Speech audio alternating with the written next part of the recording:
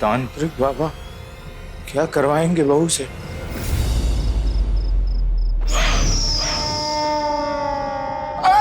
रुक जाइए बड़े मालिक, रुक जाइए। उधर बड़े मालिक ध्यान कर रहे हैं। नहीं, कुछ तो गड़बड़ जरूर है बिहारी। तुम झूठ तो नहीं बोल रहे ना? अरे मालिक, हम क्यों छुपाएंगे मालिक? ठीक।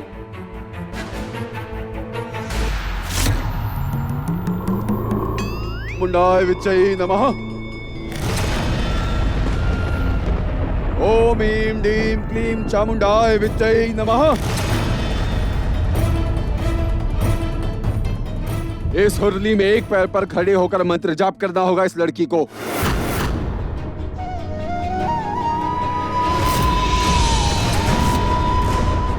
एक पैर पे? हाँ, एक पैर पर, और वो भी 2 घंटे के लिए। जब तक पीयूष काल खत्म नहीं हो जाता तुम्हें तपस्या करनी होगी। इतनी देर तक मैं कैसे खड़े रहूंगी काका ससुर जी? और ये धुआं, बहुत डर लग रहा है मुझे। बाबा, ये मैं कह रहा था कि एक पाँव वो महत्वपूर्ण है। ऐसा नहीं हो सकता कि ये दोनों पाँव पे खड़ी होके तब कर ले बहू। मतलब बच्ची है ना, डगमगा गई, गिर गई तो मजाक है क्या ये तपस्या? तपस्या तो इस लड़की को एक पैर पर खड़े होके ही करनी होगी। अगर इस लड़की ने एक पैर पर खड़े होकर तपस्या नहीं करी तो जो सारे बुरे साए हैं उन्हें और न्योता मिल जाएगा इसके ऊपर चढ़ने का। चाहते हो ऐसा? इसके अंदर वास करने वाले बुरे साए को तड़पाना होगा, तभी तो बाहर निकलेगा वो। ऐसा होगा ना बाबा? हाँ, ये तिलिस्मी धुआं इस लड़की पे चढ़े साए को भगाने के लिए ही तो है। और एक बात और, जब तक इसकी तपस्या पूरी नहीं होती यहाँ कोई नहीं होगा। अकेले तो डर लगता है मुझे। महाराज, घर की बहू को अकेला यहाँ कैसे छोड़ दें? अगर मैं या बिहारी कोई भी रुक जाएगा तो अच्छा होगा, नहीं तो बच्ची है ना छोटी, डर जाएगी। नहीं, अगर कोई यहाँ रहा तो बाधा होगी। तपस्या तो इस लड़की को अकेले ही करनी होगी। मैं नहीं कर सकती अकेले काका ससुर जी। बस 2 घंटे की बात है ना बहू। और मंत्र पढ़ते पढ़ते ना यूं निकल जाएगा समय, तुम्हें पता भी नहीं चलेगा। बीमारी दूर करनी है ना, अच्छी बहू बनना है ना, समस्या वाली बहू नहीं। तो करोगी ना ये जल तपस्या? बहू, मैं दुर्गा मां से प्रार्थना करूंगा कि तुम्हें शक्ति दे। मुझे बचाने के लिए कुछ उपाय करो देवी माँ, वरना 2 घंटे इस ठंडे डरावने पानी में एक पैर पे कैसे खड़ी रहूंगी मैं?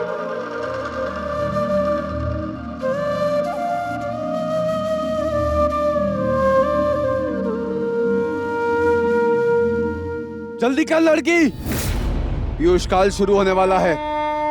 डाल पैर अपना थाली में। बहुत डर लग रहा है मुझे, पता नहीं क्या हो इस धुएं में। समय खराब ना कर लड़की, डाल अपना पैर इस थाल में।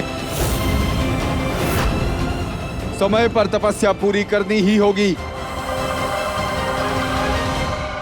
डाल दो पैर बहू, कुछ नहीं होगा।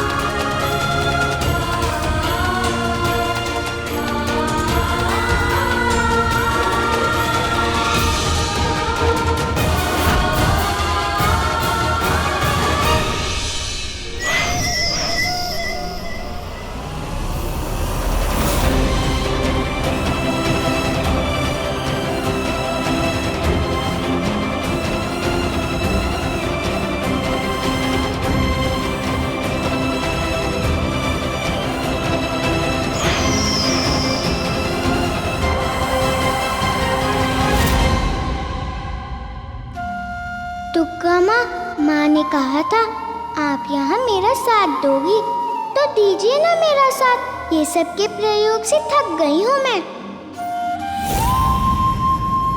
ना जाने ये बिस्तर गीला करने की समस्या मेरी कैसे ठीक होगी। पति बाबू को तो पता भी नहीं है मैं यहाँ हूँ। बिल्कुल अकेली पड़ गई हूँ मैं तो। माँ की बहुत याद आ रही है। यहाँ होती तो मुझे बचा लेती।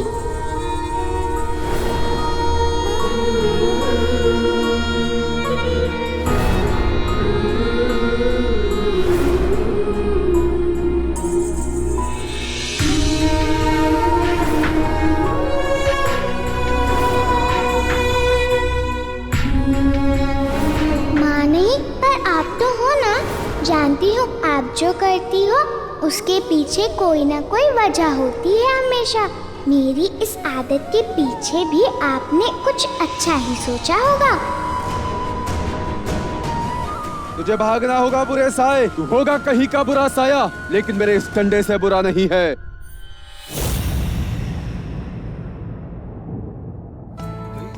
तुम्हारी मुश्किल समझ सकता हूँ मिनी। मैं जानती हूँ तुम सब संभालोगे, पर ये जो कुछ भी हो रहा ना मुझे बिल्कुल अच्छा नहीं लग रहा। मौलिता को बाथरूम में लेकर जाया करती थी, उसके कपड़े भी साफ कर देती थी। थोड़ी सही लेकिन सुकून था कि तुम्हारी मदद हो जाती थी। पर अब तो सब अकेले करना पड़ता होगा ना। बहुत मुश्किल होती होगी ना। मुझे साथ होना चाहिए था ना तुम्हारे। अब है क्या कोई मेरे सिवा? तुम्हारा दोस्त जो तुम्हें समझ सके, तुम्हारा साथ दे सके इस चुनौती में। 6 दिन, पर याद रहे अनिरुद्ध, दूसरा मौका नहीं दिया जाएगा। एकादशी की महापूजा से पहले अगर इस लड़की की ये आदत ठीक नहीं हुई तो इसे वापस अपनी माँ के यहाँ जाना। 6 दिन में से सिर्फ 3 दिन बचे। अब सिर्फ 3 दिन में बौद्धता की इस बीमारी को कैसे दूर कर पाओगे तुम अनिरुद्ध? वो भी अकेले कैसे? कुछ तो करना होगा ना मिनी, सब हो जाएगा। काश हो जाए, पर मैं जानती हूँ ये मेरे बिना संभव नहीं। पर मैं क्या करूँ? मैं आ भी तो नहीं सकती तुम्हारे पास। पापा को पता चल गया है कि मैं तुम्हारे घर रात को चुप चुप कर आती थी, तो पहरा लगा दिया है। मेरा कमरा किसी जेल से कम नहीं है। कैदी बन गई हूँ बस। मुझे माफ कर देना अनिरुद्ध, मैं चाह कर भी तुम्हारी मदद नहीं कर सकती। कोई बात नहीं मिनी, तुम यहाँ ना आ पाई तो क्या हुआ? बात करके ही हिम्मत बढ़ा दी तुमने मेरी। मिनी तुम मिनी, वनिता को उठा के गुसल खाने भेजने का समय हो गया। बाद में बात करूं? बाय।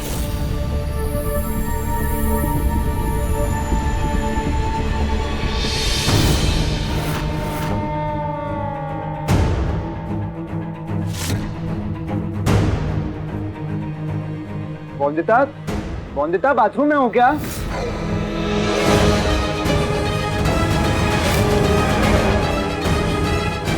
बिस्तर भी बना हुआ है। वंदिता कहीं छुपी हो?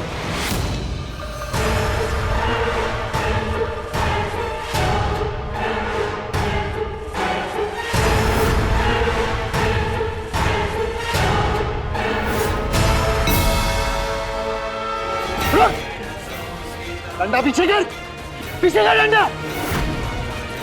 वनिता को छूने की हिम्मत मत करना। वहीं रुक, मैं अभी आया। तो कौन है ये? पति बाबू है मेरे। आप बुरे साए को भगाने आए थे, पर लगता है पति बाबू आपको ही मार मार के भगा देंगे यहाँ से। बुरे सायों में विश्वास नहीं करते हैं पति बाबू। तो अगर नहीं खानी है मार, भागने को हो जाओ तैयार, वरना डंडे मारते हुए गिनते नहीं है पति बाबू। hey! Hey!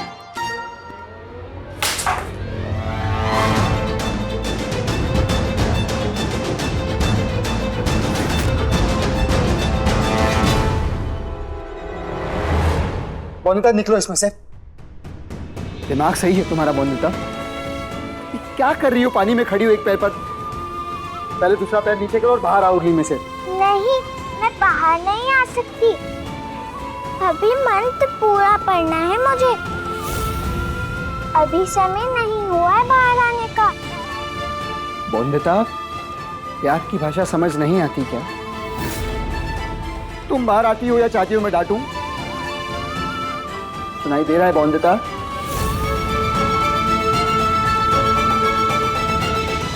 बोंदिता बाहर आओ प्लीज, प्लीज बाहर आओ।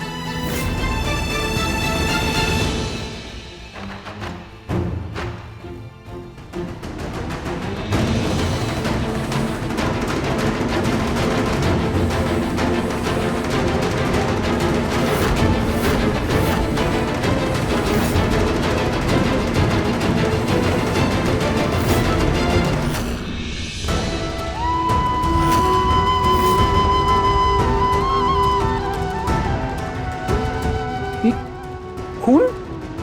बिस्तर गीला करती हो, ये ठीक करना है कि नहीं? इसीलिए एक सिद्ध और बहुत ही पहुंचे हुए अंधे बाबा से ये टोटका लाया हूं तुम्हारे लिए। बोंदिता वो तावीज निकालो। बोंदिता वो तावीज निकाल कर मुझे दो तुरंत। बोंदिता मेरी बात समझो, वो तावीज निकालो। लो। अच्छा अब ये बताओ, वो आदमी कौन था?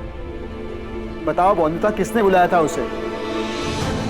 ये तांत्रिक हैं, काल कपाल वाले बाबा। जो ये कहते हैं ना वैसा वैसा करती जाओ। ये तावीज किसने बांधी थी तुम्हें? अनिरुद्ध को ना दिखे और ना पता चले इस ताबीज के बारे में। बोंदिता कुछ पूछ रहा हूं ना मैं। बताओ मुझे किसने कहा तुम्हें ऐसे रात को ठंडे पानी में खड़े रहकर मंत्र पढ़ने के लिए? इस उर्ली में एक पैर पर खड़े होकर मंत्र जाप करना होगा इस लड़की को। 2 घंटे की बात है ना बहू, बीमारी दूर करनी है ना, करोगी ना ये जल तपस्या? बोंदिता मैं कुछ पूछ रहा हूं ना, बताओ। नहीं, आपको नहीं बता सकती मैं।